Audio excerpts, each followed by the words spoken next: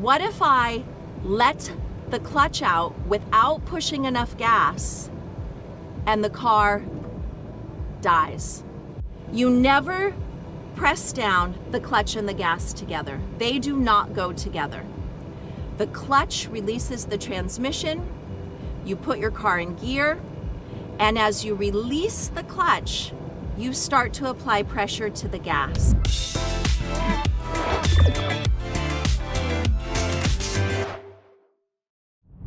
Hey, it's Jacqueline, and this video is for anyone who wants to learn how to drive a standard transmission car, sometimes called a stick shift or a manual. The reason it's called manual is that you have to change the gears. In an automatic car, that happens automatically. You also have to use your foot to change gears, and you use your left foot on the clutch. So it's really important when you set your chair that you make sure you're comfortable, and you want to make sure that your foot can rest comfortably on the resting platform, but also move to engage the clutch all the way to the floorboard.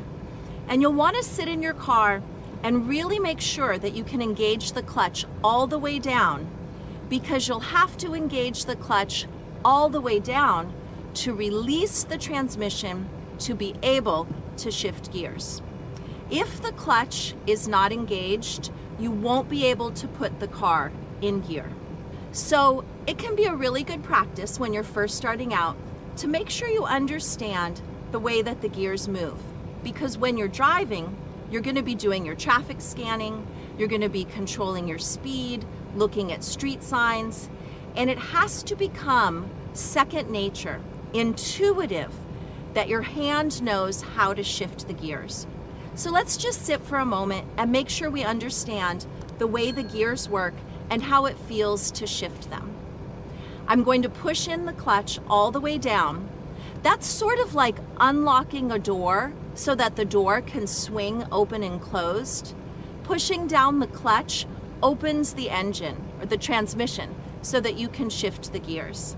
You're always going to start in first gear.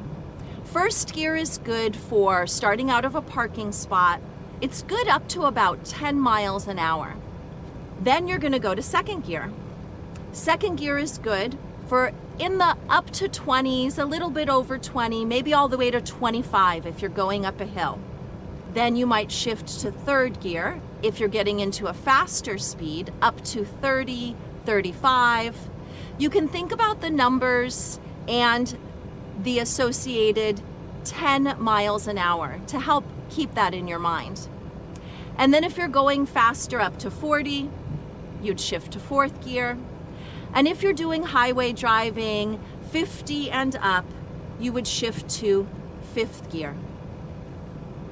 Another gear that you'll have to use if you're reversing out of a parking spot or any other situation is the reverse, which is marked with the letter R.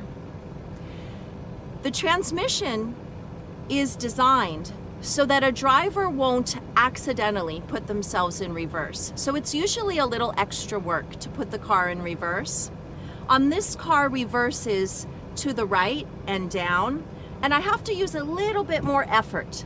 And I even hear a little bit more sound when I put it in reverse. The angle reminds me that it's not one of my regular driving gears. And that's important because if you're learning to drive a stick shift and you forget where your gears are, you don't want to accidentally confuse second gear, fourth gear, and reverse. When my car is in neutral, I don't have to keep my foot on the clutch, but I do have to keep my foot on the brake.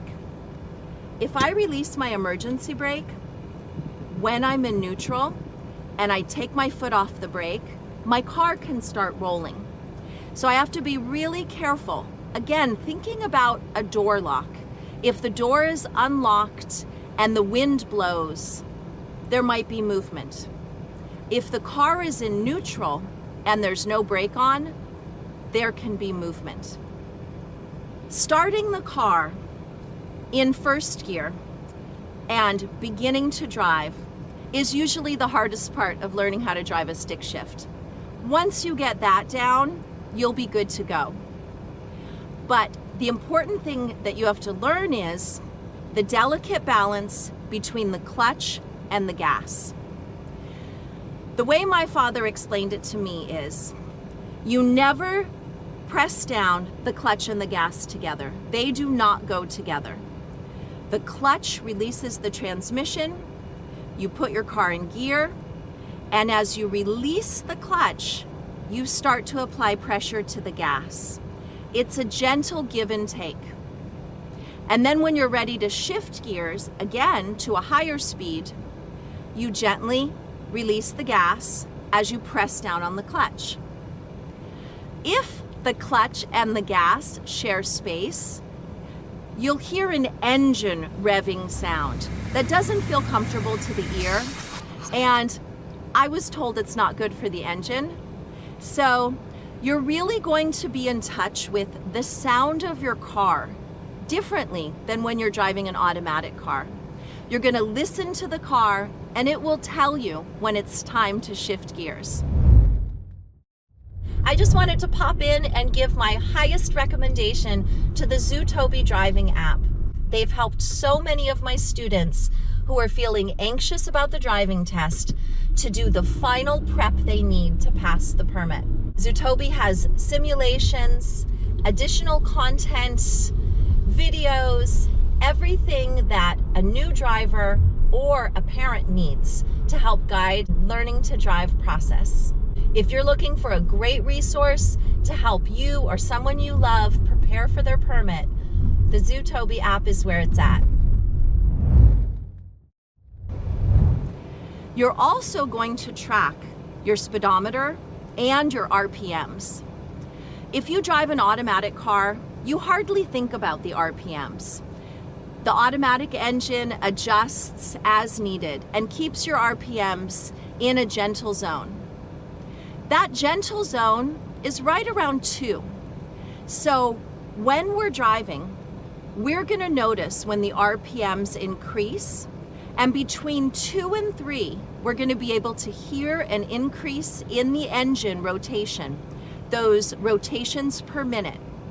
When the engine gets louder, that'll be another sign, in addition to tracking the speed limit and sort of using that easy 1 for up to 10, 2 for up to 20, 3 for up to 30, 4 for up to 50. So we'll put all of that together so that we know when to shift gears. It's really a good idea to start driving a stick in a space where you have a nice open road, so that if you make mistakes, for example, if you stall, you don't have to worry about people behind you. If you do stall, which means that you accidentally let out the clutch, the engine goes and dies, you'll just turn the car off, start the car again, and restart in first.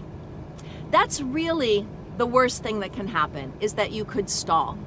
So let's just do that on purpose, just so we can understand what the worst case scenario is, and then we'll move forward from there. So let's say I was trying to start driving. I put my car in first gear, pressing down on the clutch and putting the car in gear. But what if I didn't transition to the gas properly? What if I let the clutch out without pushing enough gas and the car dies?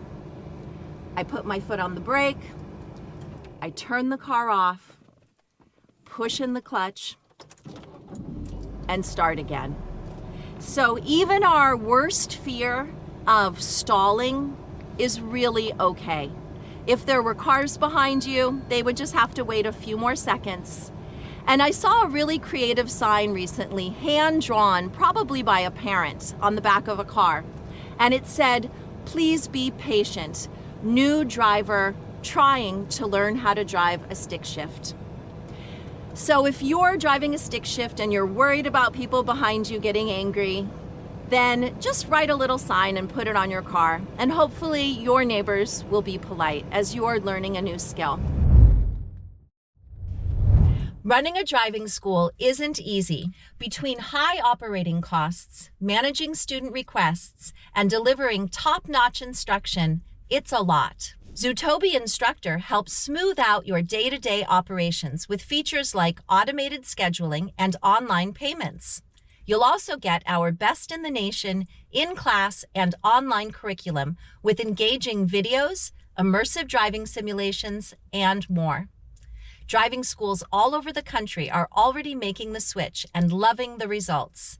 It's super simple to get started. Visit zootobi.com to book a demo or click the link in the description. Thank you so much for checking in today. I hope this introduction to stick shift driving gave you a foundation so that you feel comfortable going off to a quiet place, getting started in an open space where you can feel safe. And then once you feel comfortable, you can enter into your town and drive with others. Have a great rest of your day. Thanks.